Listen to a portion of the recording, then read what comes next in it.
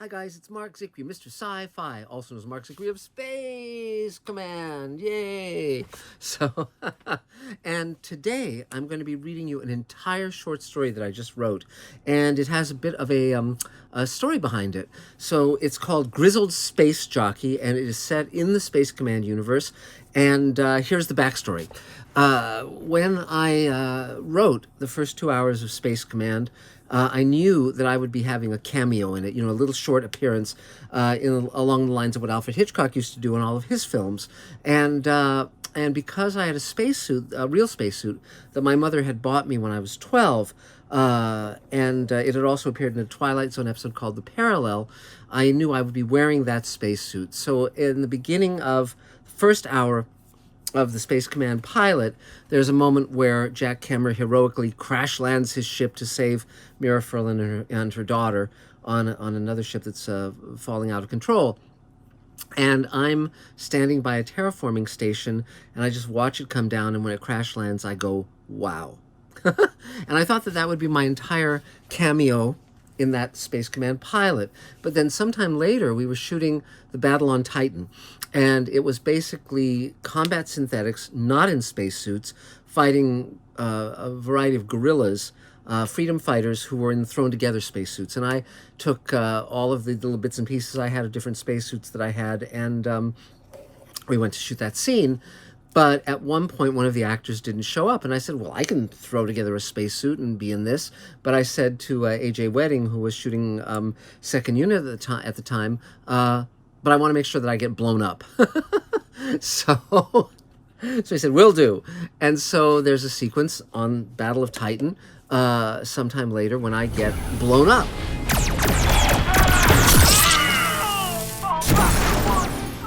And then finally, at the end of the Space Command pilot, we see a statue of Jackhammer, our erstwhile hero. And in the background, in this sculpture garden, we have a sculpture of me. And it would, and I knew it would say like, Hero of Space Command or something like that. And then I started thinking, and also when they were going to do the credits on the first hour, they said to me, well, what do you want that character to be named? So I said, Grizzled Space Jockey. And they said, will do. So then when I realized that I would be appearing basically 3 times in that pilot, first as a guy on Mars at a terraforming station, second at as a guerrilla on Titan fighting an insurgency, and thirdly as a statue some decades later, I thought, okay, well, could I come up with a story that would follow that character, that would link all 3 of those moments? And so I did. So I started writing Grizzled Space Jockey, and then I was contacted by a fellow who was putting together an anthology called Space 1975, and he wanted to know if I had a short story that I could write for that anthology. And I thought, well, this is perfect. And so I did. So what I'm going to do for you is read you this story in its entirety, and we'll probably drop in some appropriate images from Space Command, and that will be a good time had by all. Now, those of you who have followed my career know that I began my career with a short story sale to Damon Knight, a story I wrote called Leader of the Club that I actually read here on Mr. Sci-Fi not long ago. And although I've written several short stories in my career, the bulk of my career, of course, has been television scripts and books. So I thought it would be fun to try a short story again. And I had great fun writing it, and I hope you enjoy hearing it. So here, without any further ado, is Grizzled Space Jockey by Mark Scott Zicree. There are any number of ways you can say something that completely screws your life. It might be, I'm just not feeling it anymore, Harold. Or, I'm sure that's not loaded. Or, don't feed the lions certainly doesn't apply to me. Or just in general, what's the worst that can happen? With me, it was wow. And let me be clear about this. It didn't exactly screw everything, but it sure turned it topsy-turvy, ass over tea kettle, and so on. But I'm getting ahead of myself. I'm leaving behind this narrative of how I got in and out of the fight, then back into it, as sort of a will and testament if things don't work out too well. Not that I have anything to leave anybody particularly, except maybe a word picture for someone who comes after me with a nagging curiosity about how things went down on Titan during the uprising. And if that happens to be a clone of me, hey buddy, don't believe what everyone says about you. You look just fine. So, where to start? With Ensign Kemmer or his kid Jack? Captains both and heroes both too, I suppose, but at least Jack had manners. See, that's the problem when you get old. The past is all a jumble. Something that seems only months ago is 40 years, and other things fade into the past like they're swallowed up in a fog. Not to say there aren't good things about getting old, which reminds me of the joke about the old guy who took so long answering that question they thought his mind had wandered until he said, "I'm just trying to think of one." Here's the good thing. When you're young, it's like your life is a big white canvas, and you think you can paint anything you like on it. But pretty soon you find out they're out of the cerulean blue you want, or the chartreuse doesn't look anything like you envisioned. And before you know, the painting is a total mess, different from anything you imagined, and now what the hell do you do with it? But when you're old, you can look at that canvas, most of which is filled in now, and see what the picture really looks like. You can't erase any of it, but you can decide what you want to add to complete it, to bring it balance and meaning and light, and it's all yours. So, what the hell? Let's start with Anson, that maniac. Back when Space Command was part of the American military and I was part of Space Command. So anyway, I'm at Vandenberg minding my own business in my off hours when there's a knock at the door. "Unless you're a blonde with a bottle, go away," I yell at it. "Open this door before I kick it in, goddammit," says Captain Anson Kemmer. Like I said, no manners. But Christ, we'd met in kindergarten and been pretty much joined at the hip all the way up through OTS and beyond. So against my better judgment, I hoist myself up out of my Appalachian rocker, cross the room, and slide back the bolt. In he saunters, cocky like always, with those blue eyes like a pilot light that never goes out, just simmers. He settles into the rocker, knowing full well it's my seat. "Make yourself at home," I say, plopping onto the sofa. He looks around the place. "You got any chow here? I'm famished." Knowing you, raw meat should fit the bill. He just glowers. "Help yourself," I say. "This is my place, and I'm certainly not taking orders, at least not as a fry cook." Grumbling, he levers himself out of the chair and stalks heavily into the kitchen, starts rooting about in the fridge with all the delicacy of a grizzly bear that's emerged from hibernation and kicked down my door to break its fast. He pulls out the leftover lasagna I'd been planning to have for dinner, sniffs it, shoves it into the microwave, and punches 2 minutes. Then he turns to face me. "Grizz, are you as fed up with this shit as I am?" First, a word about Grizz. It stood for Grizzled Jet Jockey, a moniker he'd coined for me at officers' training that had stuck. "Which shit specifically?" I ask. He waves a broad hand. "All of it. Fires, floods, wars, military bullshit, the works." Now, I know he's just come back from our war in Sri Lanka, where he got his ass blasted out of the sky by one drone and laid out flat in the foliage by another. Listed as MIA, and then 2 months later up he pops, on the mend and spouting a wild story about some messianic peace activist dame who tended his wounds and rendered aid and comfort, if you know what I mean.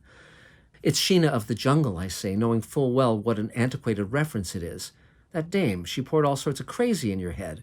"There's crazy and there's crazy," he says, "and her name's Anoka." The microwave beeps, and he pulls out the lasagna, starts shoveling it into his mouth. "There a point to this?" I ask. "How do you feel about throwing your career away, ending up in Leavenworth or worse?" he says. I'm just young enough and dumb enough to say, "Go on." "I'm thinking of getting the band back together. You, me, Charlie, 1 or 2 others." By Charlie, he means Chilton. We all served together in Sri Lanka, and none of us felt all that good about what went down there, what was continuing to go down. To do what? He's finished the lasagna, tosses the plate in the sink. He'd never think of washing it. Pops open a cerveza. "Steal a ship. Put together an international flotilla on the sly. Lasso an ice comet. Haul it back to Earth to get the Gulf Stream going again." I blow out a breath like someone's punched me in the gut. "Christ," I say, "you must really love that girl." He lets out a grunt, his version of a laugh, then says, "So, are you in or out?" I could call the brass right now and tell him what you're up to. "You could, but what fun would that be?" Geez, he's got my number. And yes, I know when you're in the service, the worst thing you can do is disobey orders and violate your oath and spit on the sidewalk and not help old ladies across the street. But Christ, if you were around then, you know that the whole damn world had gone shit-ass sidewise and all the rules were off the table and nothing made any sense anymore. It was just bad and getting worse, and no one seemed to be doing anything about it. And if you weren't around then, take my word for it. Now, if this were the kind of story that's all adventure and just out to give you some jollies, I'd walk you step by step through how we managed to pull the spaceship heist, get the word out to astronauts and cosmonauts and taikonauts and whatever other knots, snare the comet, tether it to the pole, and blah, blah, blah. But you've read the history books and know all that, how they wanted to hand Anson his ass on a platter. But the thing worked so well and he was such a hero, hell, we all were, that High Command couldn't do shit but pat us all on the back, give us promotions, and file it under fuck-ups that miraculously turned out okay. Oh, and how after that grand mission to the cosmos, I was still called Grizz, but now it stood for Grizzled Space Jockey. But that's not what I'm getting at here. The point I'm trying to make is that I was young then, and with just enough fire in the belly and foolhardiness and desire to make the world a better place that I'd stick my neck out, put everything on the line just so my life would mean something.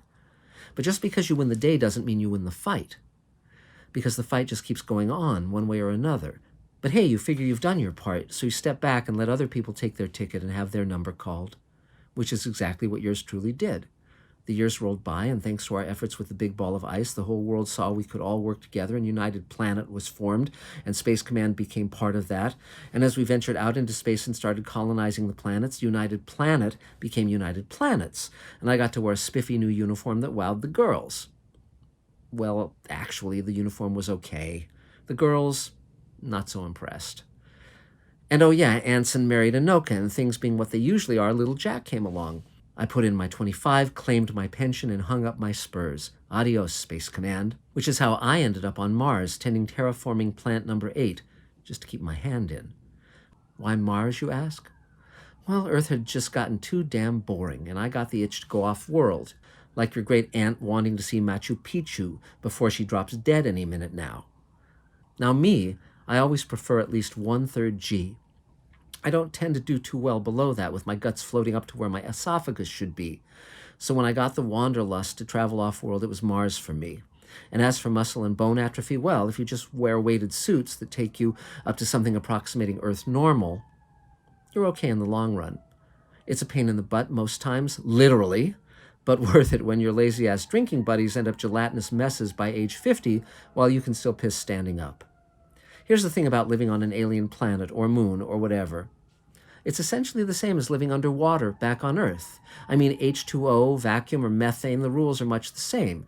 You can't go outside without a suit ever, can't stay al fresco longer than your air supply, and other than that, you're okay so long as you're inside an environment that keeps all the good stuff in and all the bad stuff out. It's like humans are a protected species in an enclosed sanctuary, just like we do with those Martian fish things we found deep in the caves. Only mine is a condo in Muscopolis. Back to me in terraforming plant 8. I'm there in the pressure suit my mom bought me when I was 12. What the hell am I supposed to do with this, I whine? We'll grow into it, she said. And she was right. I'm adjusting the O2 output when I hear this rumbling in the sky that vibrates up through the deck plating and into my suit and eye sockets. This is when the air was thicker than when we first got there, although not yet thick enough to breathe, but it still conducts sound pretty well. I look up at the near horizon and my jaw drops. There's this big gray Space Command patrol ship, and clamped on top of it is this scorched red piece of crap planet hopper with flame belching out the back of it. It doesn't take Einstein to piece together what's going on there.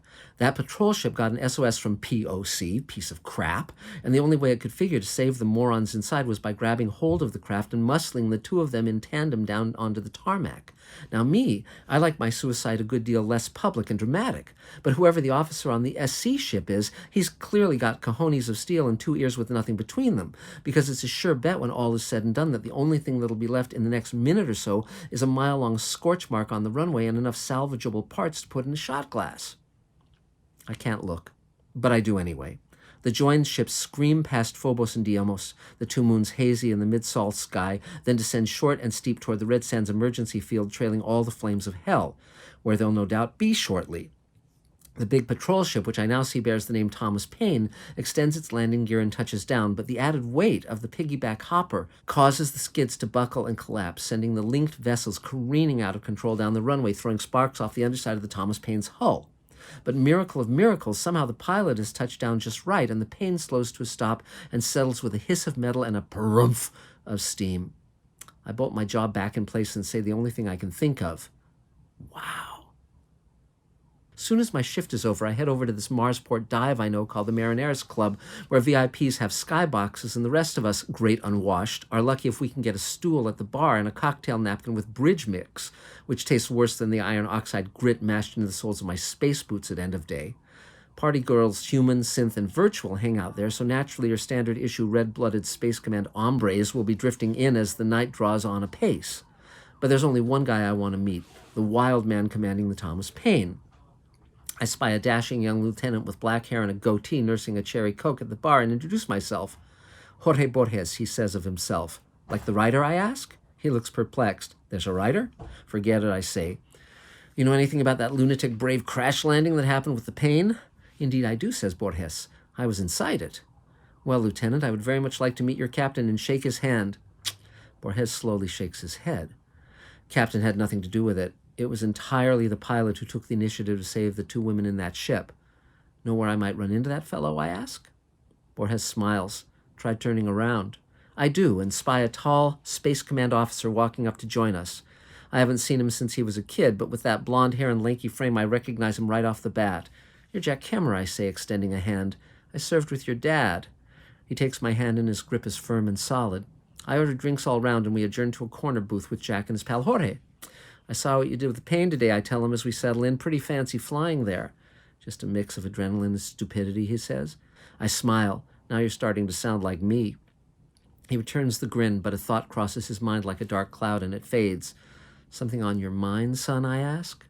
So he tells me all about how his captain answered the distress call from Dr. Von Odara and her daughter Yelena, trailed them to the upper Martian atmosphere, then decided it was too risky to try to save them, so he just let them burn. Parkhill, that prick. I remember him from the bad old days. He was the one who had the hard-on to fricassee me and Charlie Chilton and Anson when we saved the Earth with that comet.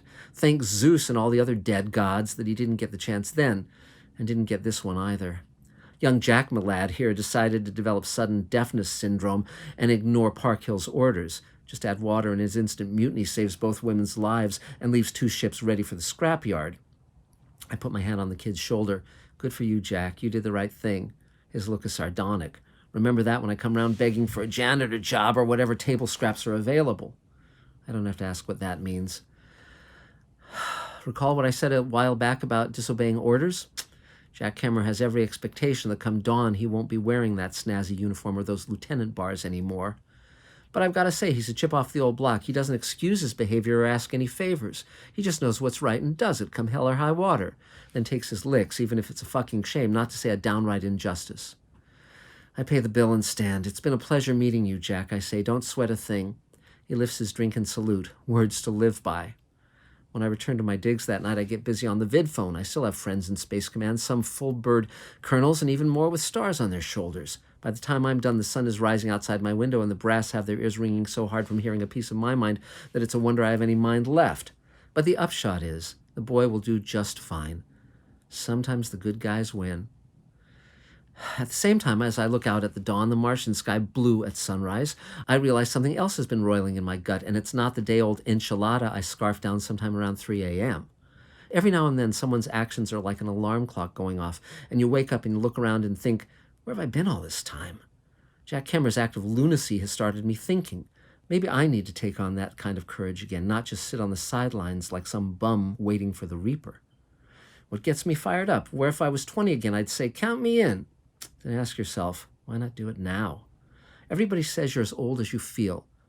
Me, I say you're as old as you think, and most people think like rusty dinosaurs. So I start ruminating on the hot spots throughout the system, those David versus Goliath situations, or Sisyphus trying to push that damn rock up the hill.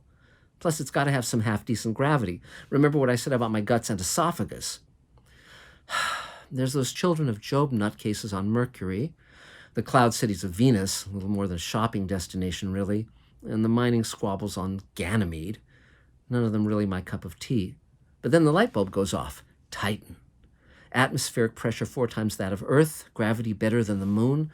Plus there's these ragtag gorillas that seem pretty decent and are getting their asses kicked by the forces of the United Kingdom's Outer System Export Company. Bingo. Just the sort of lost cause I like. Not to mention, where else in this century would you have a chance to go up against the British Empire? So I put out the word through the grapevine that I'd like to join the freedom fighters, you know, a friend of a friend sort of thing. And like a horse showing its teeth, I mention I've got certain attractive features. Former military, knows his way around guns and munitions, can dress himself, works for little or nothing, not to mention I've got my own spacesuit. Thanks, Mom. And what do you know? In no time I hear back, welcome aboard. So I ship out to the Saturnian moons on my own dime. They give me my very own Dakota badge, and I'm in. The grizzled space jockey is a grunt again. And I've got to say, the ethanol lakes they've got here are pretty as hell under the nitrogen-methane clouds. Have to tie a bow on this now. We've just been alerted there's a contingent of combat synth contractors heading our way, with some limey human commander in a walking machine. The way we're outfitted, I'd say our odds are about as good as the Messiah dropping in. Now, going out in a blaze of glory, I can take it or leave it. But just to be safe, I've downloaded all my thoughts and memories on a drive up in orbit. They used to call it the cloud. Now it's the nebula. I guess you call that progress. And of course, when I say safe, I'm being ironic. First off, although they can save your mind, even yours truly, who no doubt lost his ages ago, they currently have no way to reconstitute a body or implant it into same. They just put down a deposit and hope for the best. Hope. That's about as reliable as what I said I'm leaving in my will. And anyway, even if they someday can cook up a body that looks a whole lot like me, it won't be me they'll be depositing that so-called consciousness into. It'll be a copy. Point being, if there is some space jockey part 2 running around at some point yet to be determined, he can thank me for being his raison d'etre and everything else. Or just pay it the fuck forward. I really don't care much one way or another, expecting that in a few minutes I'll likely be flash fried by some Mazzy-Patillo plastic soldier or whatever the hell they make those synthetics out of nowadays. Bullion cubes for all I know. And if I do buy the farm, at least my fellow Quixotes on the battlefield might get the warm fuzzies knowing that someone gave his last laughable measure, so maybe they could have a say over what happens to this godforsaken rock. Here's hoping I don't soil my space drawers when I look down that row of tin soldiers aiming their blast rifles at me. And who knows, maybe someday someone will put up a statue of me. But I wouldn't count on it. Dr. Von Odara and her wife Lynn strolled through the parkland under the night stars and Martian moons. After all these decades, the air was finally breathable if a bit thin, like staying at a mountain resort. They drew near a statue gleaming bronze under the starlight. Von recognized the face. She had known him well in his day. In fact, he had saved her life many times over. At the base, a simple inscription, Jackhammer, a boni spe, visionum de futuro. A hopeful vision of the future, said Dr. Odara, translating, You got that right, Captain. So hard to fathom you knew him, said Lynn. Seems a breath ago, Von murmured. This came for you. Lynn touched her wrist and a holographic email popped up. Von quickly read it, reacted in surprise. The excavation on Altair. They approved it. Lynn smiled. So another adventure for the two of us. Von nodded. Into the unknown. They continued on through the sculpture garden, came to another statue and considered it. Had Jackhammer been there, he would have known the man, a friend of his father's whom he had last seen at a major turning point of his life, but the two women did not. Titan's guiding star, Von said, reading the inscription. Checking the plaque's date, she tilted her head quizzically. That was the year of their resistance. Whatever do you suppose he did for them?